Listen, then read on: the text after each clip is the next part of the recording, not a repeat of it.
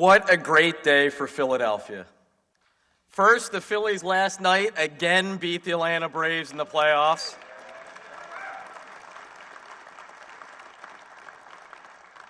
And now here we are in the heart of my district here in Philadelphia to welcome back the President of the United States to announce a $750 million investment that will create over 20,000 jobs right here in our area.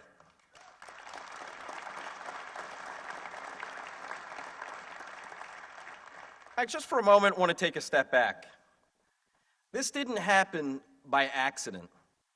Think of where we were just 3 short years ago. The height of the pandemic, death, disease, and despair, highest unemployment since the Great Recession. Then President Biden and congressional Democrats took office. And what did we do? We got to work for the American people. The American Rescue Plan, the CHIPS and Science Act, the Inflation Reduction Act, and the funding for why we're here, what was in the Bipartisan Infrastructure Bill. That is what has made our recovery happen. When you look all around the world, they are still struggling to recover from the pandemic.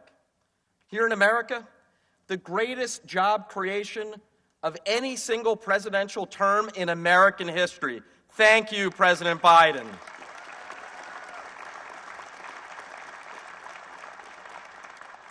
We see all around the world today as they are just attempting to get back to where they were pre-pandemic.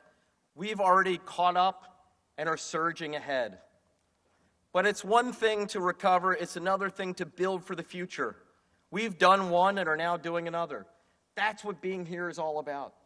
And you know, when I talk about the 20,000 jobs that are being created, thanks in part to this federal investment, almost all of them are union jobs.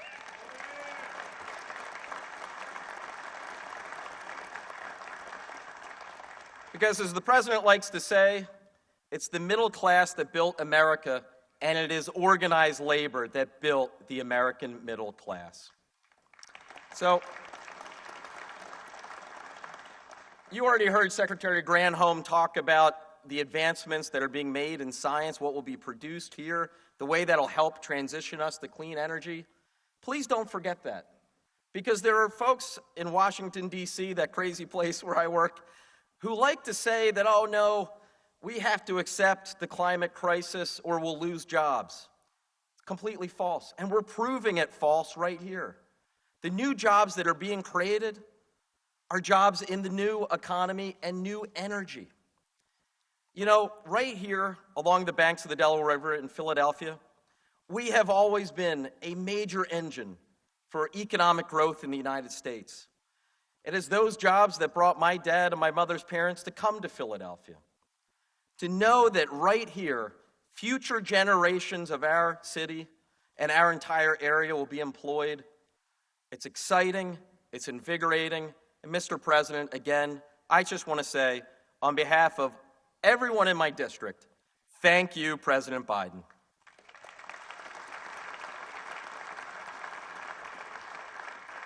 Please welcome U.S. Senator Bob Casey.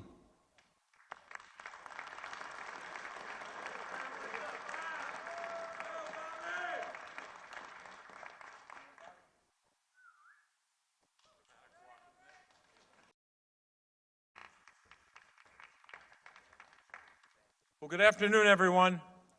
I'm one of the last speakers until you get to the President and the Governor and so many others, but I'm honored to be here today to talk about 2 things, union jobs and a clean energy future.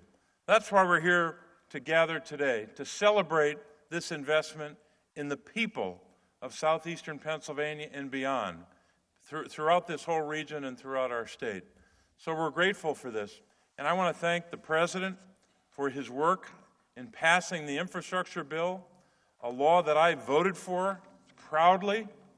We didn't get votes from too many people on the other side, but I'll leave that for someone else to count up the votes. But I'm damn proud I voted for the Infrastructure Investment and Jobs Act. So we're honored to be here today with President Biden. We're honored that Governor Shapiro is here, and Secretary Granholm, Mayor Kenney, and the members of Congress, Brendan Boyle, who preceded me. But I also want to thank the men and women of organized labor who are here. Thank you for being here today. Thanks for your work, and give yourselves and your unions a round of applause.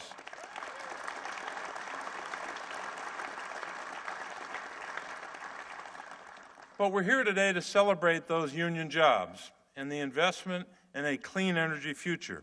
Thanks to this infrastructure law, this region, the Philadelphia region, southeastern Pennsylvania, won a highly competitive award to create the Mid-Atlantic Clean Energy Hub to generate hydrogen from renewable and nuclear energy. This is a good day for this region. It's a good day for the men and women of organized labor to celebrate the high-skilled workforce that is here in southeastern Pennsylvania. So it's a good day for Pennsylvania. It's also a good day for the region beyond Pennsylvania, and it's a really good day for the United States of America. Thanks for making it possible, you the workers who made this possible. Thanks very much. Please welcome Pennsylvania Governor Josh Shapiro.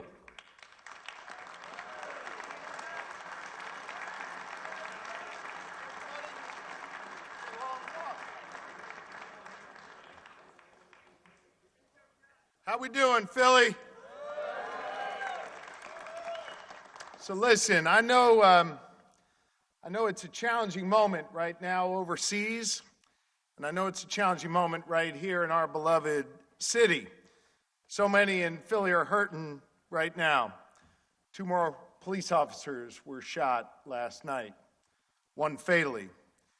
And I know words cannot express my anger and sadness, nor any of yours. And I know we all join in collective prayer for our fallen police officer and for every single woman and man who puts on that uniform, the Philadelphia Police, the Pennsylvania State Police, or any of our police departments across this Commonwealth. We are indebted to each and every one of them, and we're keeping law enforcement in our prayers.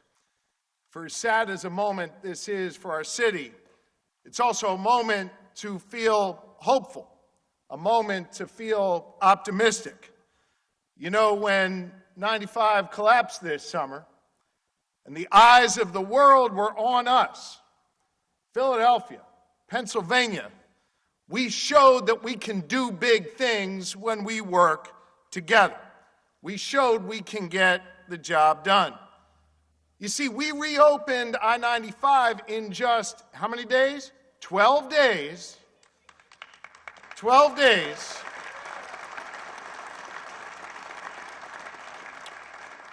We did that, I think, fundamentally for 2 reasons. Number 1, because 95 was rebuilt with the hands of organized labor right here in Philadelphia. And number 2, as the mayor knows, we had a great partner in President Joe Biden. We sure did. Now, the president's back here today to announce the next partnership, the next big thing that we are going to accomplish together here in the city of Philadelphia and across this great Commonwealth. The president's going to announce shortly that he has selected the Commonwealth of Pennsylvania to be the center of the clean energy universe going forward.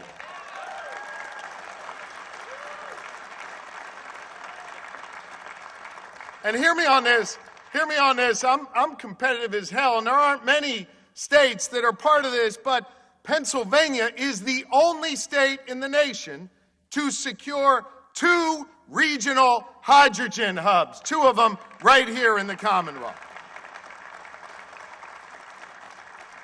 Our team worked incredibly hard on that. We're so proud of them, and we couldn't be more grateful to Senator Casey and our entire federal delegation for leading this forward. Look, grit and ingenuity, toughness, that helped Pennsylvania build this nation. It helped Pennsylvania rebuild I-95 in just 12 days. and it will now lead the next chapter in our American story around innovation and opportunity and clean energy right here in the Commonwealth for our nation. Look, the president, of course, is no stranger to Pennsylvania. He knows what we're capable of here in the Commonwealth, and so do I. With these two hubs, we will now be able to connect the dots between the best, most highly trained union workforce in the entire country, our world of higher education and science and innovation, industry. Everybody is going to be rowing together as we write this next chapter in our American story. The President of the United States came back to Philadelphia today because he believes in us. The President came back to Pennsylvania today because he wants us to be the center of the clean energy universe. And the President of the United States came back here today because he believes in us, and so do I, and together we are going to get it done. Thank you all very much. Let us get to work. Thank you.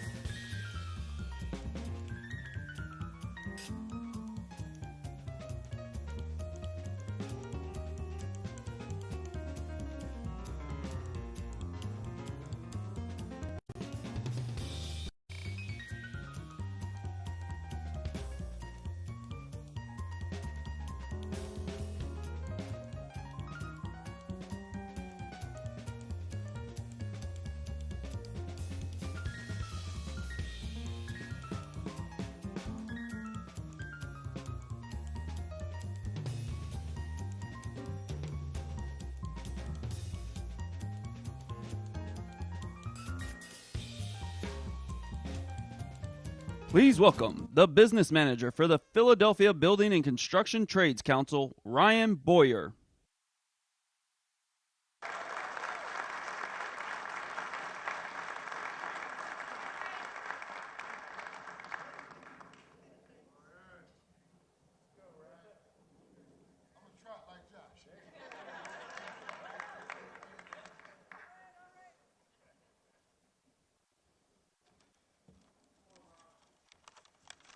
Thank you. First, let me welcome my loud, rowdy sisters and brothers from the Philadelphia Building Trades. Come on.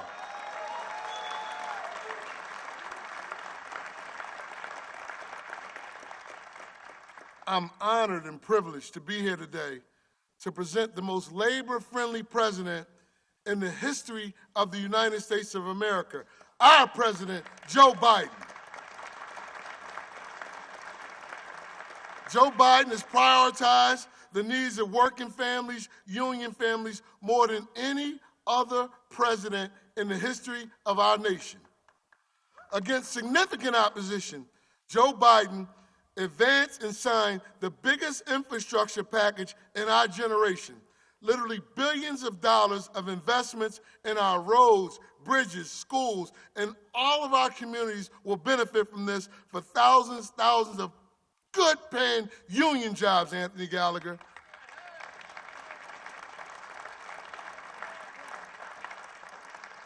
And with the help of my good friends at the building trades, Jim Snell, all the guys here, Mark Lynch, we will have a well-trained, well-prepared union workforce ready to go. These jobs and opportunities they present will change the trajectory of many of our communities, and that's really just the beginning. Joe Biden has earned our support time and time again. Next year, we will send him back to the White House to continue this critical and most important work.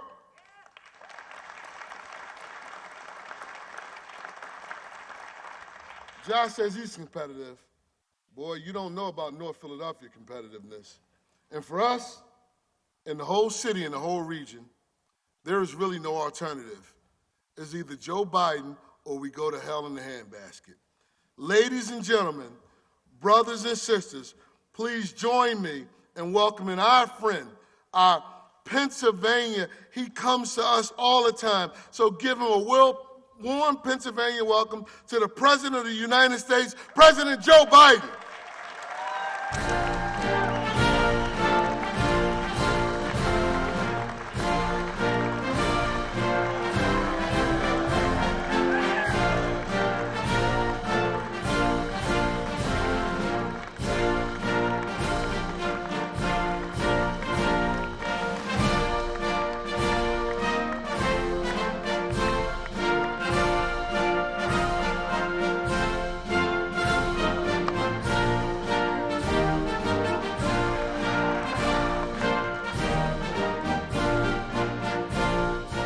Hello, everybody. It's good to be almost home. Hey, guys, I live in Delaware, okay? And by the way, I'm a big Pennsylvania guy, but you have an advantage in Philly. One, I married a Philly girl. Two, you're between Scranton and Wilmington. You know, Scranton, you guys have no sense of humor, man. Look, Ryan, thanks for that introduction. I really mean it. And before I get started, I want to acknowledge two brave police officers on a serious note who were shot last night. One was killed at the Philadelphia airport. I talked to the chief and the mayor about this. They put their lives on the line to protect this community. We owe them a debt of gratitude, and we're praying for them and for their families today. I also want to say a word about the situation in Israel. The more we learn about the attack, the more horrifying it becomes. More than 1,000 innocent lives lost, including at least 27 Americans. These guys make Al-Qaeda look pure. They're pure evil. As I said from the beginning, the United States, make no mistake about it, stands with Israel. The United States stands with Israel. Secretary of State Blinken was in Israel yesterday, and Secretary of Defense Austin is there today. We're making sure Israel has what it needs to defend itself and respond to these attacks. It's also a priority for me to urgently address the humanitarian crisis in Gaza.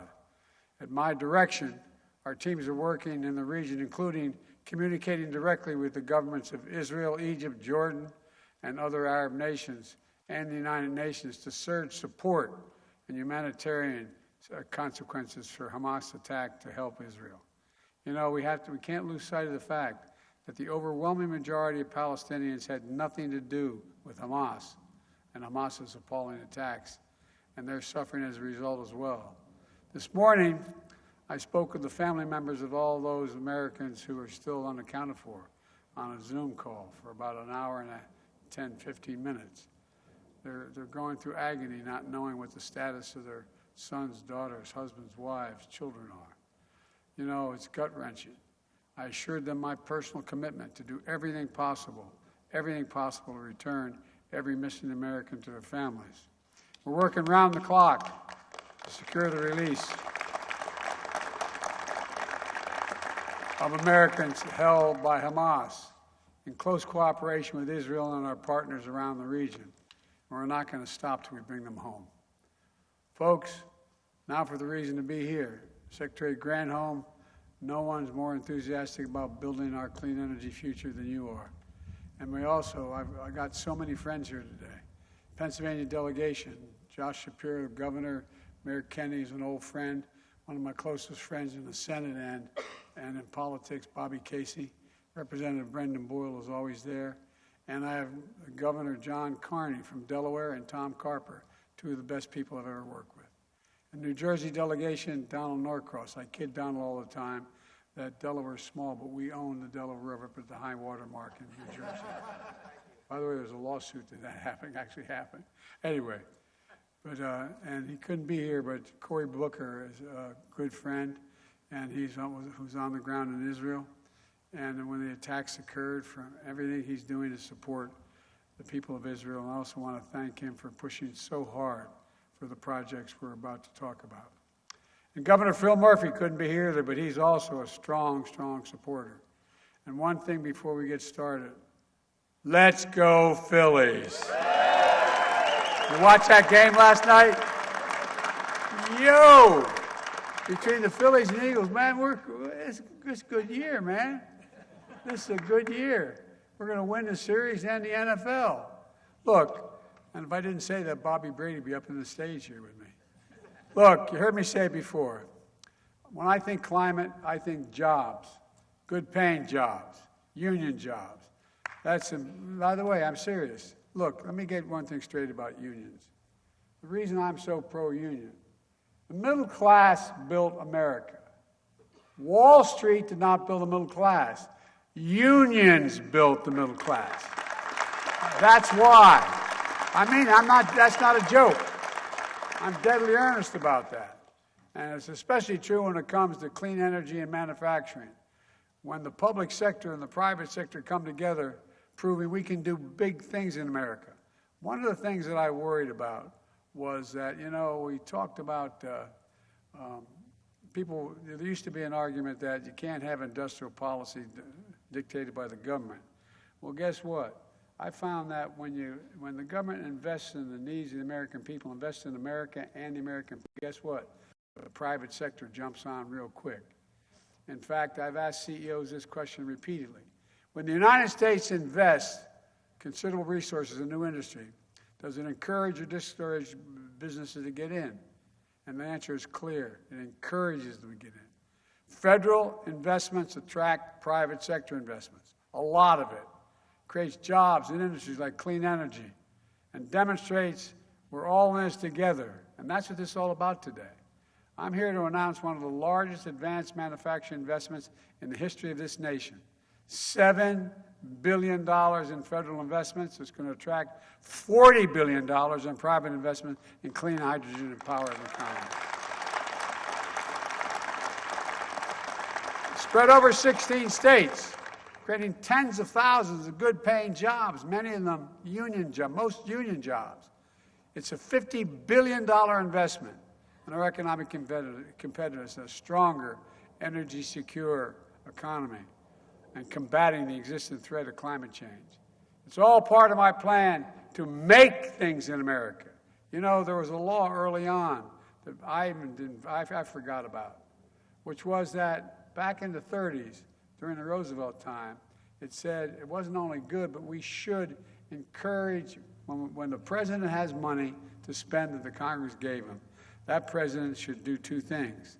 One is make sure he or she invests that money by making sure that that money is being spent on American projects by American workers with American products.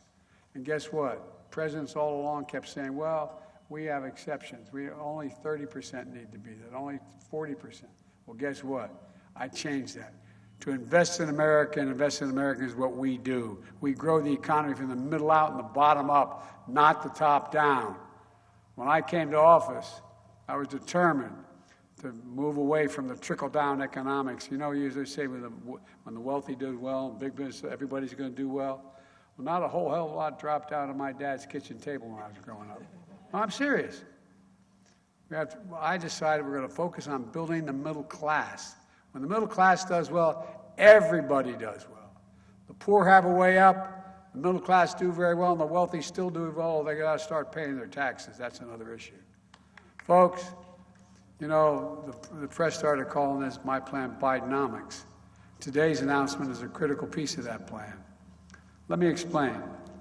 I made it a goal for our country to get to net zero emissions from pollutants no later than 2050.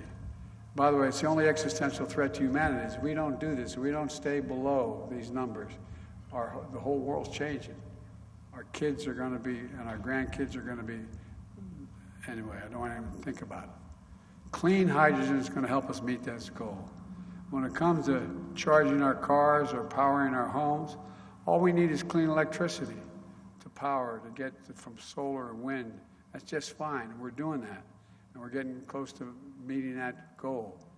But when it comes to manufacturing things like steel, aluminum, and other materials, factories need to process materials at over 1,000 degrees Fahrenheit to get that done. You need to burn fuel to get that done. You can't get it done with wind and solar projects. You cannot generate that much energy. That's where hydrogen comes in. Hydrogen can power industries like the production of steel and aluminum. It can transfer, and it's going to end up changing our transportation system, like trucks, rail, planes. Clean hydrogen produces energy resources like wind and solar. That lets us get to this place without putting more carbon in the atmosphere. You know, when I put that forward, they said we couldn't do anything bipartisanly in the Congress. Well, I introduced the Bipartisan Infrastructure Bill. It got passed. It got passed, even though we only had a couple votes extra in the Senate. And it contained funding to harness the benefits of hydrogen and encourage states and industries to join together to create things called hydrogen hubs. And folks, those hubs are about people coming together across state lines, across industries, across political parties to build a stronger, more sustainable economy and to rebuild our communities. The hub is in the Middle Atlantic region. It's made up of 17 sites spanning southeastern Pennsylvania, Delaware, and New Jersey. And the hubs are existing infrastructure supporting oil industry and oil pipelines and refineries and repurpose and regenerate, store, transport, and use clean hydrogen instead. This hub alone is going to produce 100,000 tons of hydrogen per year, 100,000 tons. Up to $750 million in public investment is attracting $2.25 billion in private investment. And here are some examples of how it's going to work. The Delaware City refinery in my state, vacant, owned by Chesapeake Utilities in Georgetown, Delaware, and a former jet fuel terminal in New Jersey, all use renewable energy like solar power to produce clean hydrogen. Plumbers, pipe fitters, we're going to replace and retrofit oil pipelines to transport the hydrogen here, where fueling stations at the Port of Philadelphia in partnership with Philadelphia Gas Works will provide clean hydrogen to people to power trucks, heavy-duty equipment, operated by longshoremen and Teamsters. That'll mean cleaner air, since the equipment that runs on hydrogen produces fewer emissions than diesel. Across town, on the site of the old Philadelphia Energy Solutions oil refinery, a new bellwether district, Hilco, was going to use clean hydrogen or steam to power the life sciences and logistics on campuses where companies will do research and development for the next generation technologies. The city of Philadelphia and southern Pennsylvania Transportation Authority are going to use clean hydrogen to power their heavy-duty vehicle fleets like street sweepers, garbage trucks, fuel cells, and electronic buses. The DuPont Company in Delaware is going to use hydrogen to power their research and development operations at one of the most extensive power experimental stations in the world in Wilmington, Delaware. Here, in the Mid-Atlantic hub, every single one of these projects will use project labor agreements. That's another way of saying union. And by the way, here it's going to create 20,800 jobs. 20,800 jobs here in this hub. plumbers, pipe fitters, electricians, laborers, and so much more. Look, we're not just creating jobs here in the region. In western Pennsylvania and Ohio, West Virginia, Hydrogen Hub will bring another source of good-paying jobs to the coal communities, so workers who powered our nation for generations can now work and produce clean hydrogen, just like we've seen them start their careers reclaiming abandoned mines, manufacturing advanced batteries, and the solar industry, because they deserve it. They powered us for so long, just like my hometown of Scranton. The same communities that were once thriving coal mining and power plant towns will now be the center of our new clean energy economy. We're restoring hope and opportunity and dignity along the way. That was my commitment, and that's what we're delivering. We're doing the same thing at a hub in the Midwest, a hub in California, and another hub in the Dakotas and Minnesota. All across the country, from coast to coast, in the heartland, we're building a clean energy future here in America, not somewhere else. Taken together, the emission reductions from these hydrogen hubs will be the equivalent of taking 5.5 million gas-powered vehicles off the road. 5.5 million. And across America, all these hubs are anchored on the promise to local communities, a promise to build these right, to ensure local priorities are at the forefront, risks are mitigated, and everyone benefits, especially communities left behind, like those who have suffered disproportionately from the legacy of pollution and environmental injustice. For example, here in Pennsylvania, Cheney University, the oldest HBCU in the country, is part of this hub and will be training workers for these new clean energy jobs. Hubs are just one example of what we're doing to rebuild America for all Americans. Through the Bipartisan Infrastructure Law, which I helped write and pass, we're making the most substantial investment since President Eisenhower in roads, bridges, ports, airports, clean water, high-speed internet. These are good-paying jobs. We've already announced over 38,000 projects across 4,500 communities all across this nation. Here in Pennsylvania, we've already announced it's going to get $10.2 billion, including for 300 specific projects across the state. There's no better example.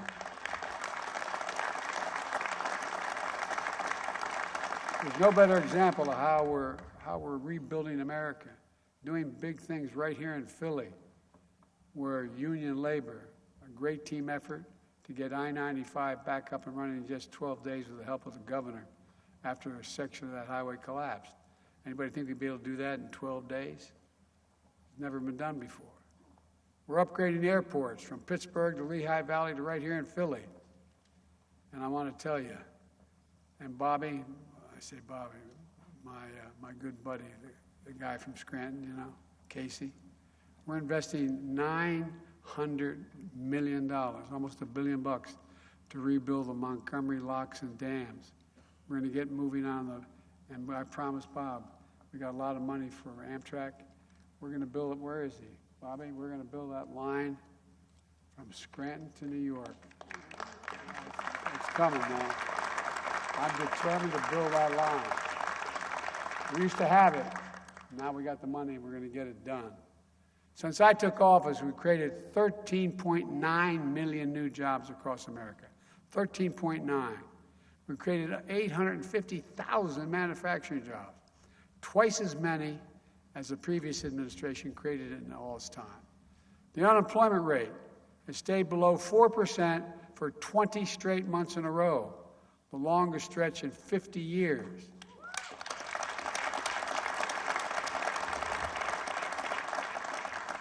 We've achieved a 70-year low in unemployment rate for women. We've seen record low unemployment for African Americans and Hispanic workers and people with disabilities. This is everybody, not just a few people. This is everybody. And by the way, the data shows we have the highest share of working-age Americans in the workforce in 20 years. And inflation is coming down. It's down 60% since last summer. Core inflation is the lowest level in 2 years, and now we have the lowest inflation rate of any G7, any major industrial country in the world. We're creating good jobs in communities. We have more to do. We're creating good jobs in communities across the country, including in places that have been left behind for too long because factories shut down, towns were hollowed out, and jobs were moved, and people lost their sense of pride. Hold a second, think about it.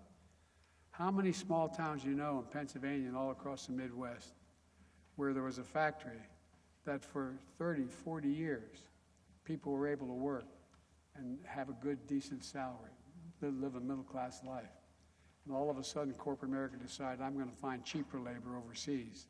I'm going to send the job overseas and import the product. Not anymore. When those jobs move overseas, they're bringing them back, and we're bringing them back big time, big time.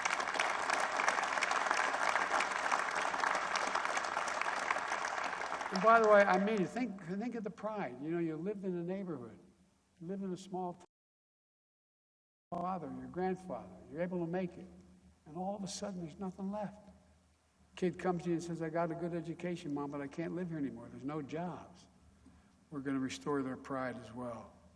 Under Bidenomics, you don't have to leave home or your family to get a good job. Under Bidenomics, we're investing in industries of the future so that the future is made in America. Made in America. And folks, we're just getting started. My Investing in American agenda has led to manufacturing boom and attracting over $500 billion in private investment in 2.5 years in the manufacturing and the industries of the future. Spending on factory construction has doubled in the last 2 years after growing only 2% under my predecessor. And now, instead of exporting American jobs, we're creating American jobs and exporting American products. I really mean it. Think about, I know this sounds boring, but I really mean it. And that's good for everybody. Let me close with this. I came to office determined to get this country up again. So we could face the existential threat of climate and still grow, to fundamentally change our economy, and to transition this country to a clean energy future. Today's announcement is all part of a bigger vision to do just that. We're going to invest in the Inflation Reduction Act that we passed. I was able to put in $369 billion. $369 billion. And by the way, I reduced the budget by $1.7 billion. Okay? I reduced the debt while doing this. To fight climate change. It's the largest investment of its kind anywhere in the world. The single largest investment ever. And we invented, by the way, we invented the semiconductor. The little thing, the little chip about the size of the end of your finger. We went to the moon. It affects nearly everything in our lives, whether you have a cell phone, an automobile, refrigerators, sophisticated weapon systems. But guess what? We were initially producing 40% of them all in the world. Guess what? We got down to producing 10%. Why? We took it overseas. So I proposed legislation, which I thought would be a slam dunk to pass, but we had a little bit of resistance from my MAGA friends, and signed it. And as a result, semiconductor companies all over the world are investing hundreds of billions of dollars to bring chip production back home. For example, you know, just outside of Ohio, outside of Columbus, Ohio, there's 1,000 acres. We get Intel come along and say, look, we're going to invest there. We're going to invest over $20 billion. We're going to build these new fabs, these factories, they call them. They're like twice the size of football fields. And guess what the average pay is? About $100,000 to $110,000 a year. And you don't need a college degree to have the job. Look, with this bipartisan infrastructure law, we're seeing cranes in the air, shovels in the ground, and pride coming back to cities and towns all across the country. Nearly a century ago, Franklin Roosevelt, Rural Electrification Act, brought electricity to millions of Americans, generating significant economic growth and prosperity. Nearly 70 years ago, President Eisenhower launched the interstate highway system. The investment we're making today will be for our kids and grandkids what those historic projects were in previous generations, only bigger. Today, Today's announcement is transformational. You know, and it joins a long line of transformational adjustments we made just since I took office. And as a result, I truly believe that this country is about to take off. Because for the first time in a long time, we're actually investing in America. We're investing in Americans, not just America. We're investing in our future. I can honestly say, and I mean this, and I know I don't look it, but I've been here for a while. I've never been more optimistic about America's future. Just to remember who in the hell we are. We're the United States of America. There is nothing beyond our capacity. If we work together, nothing. Because of you all, we're going to get it done. We're the leading country in the world. We're going to remain that way, and God bless you all, and may God protect our troops. Thank you.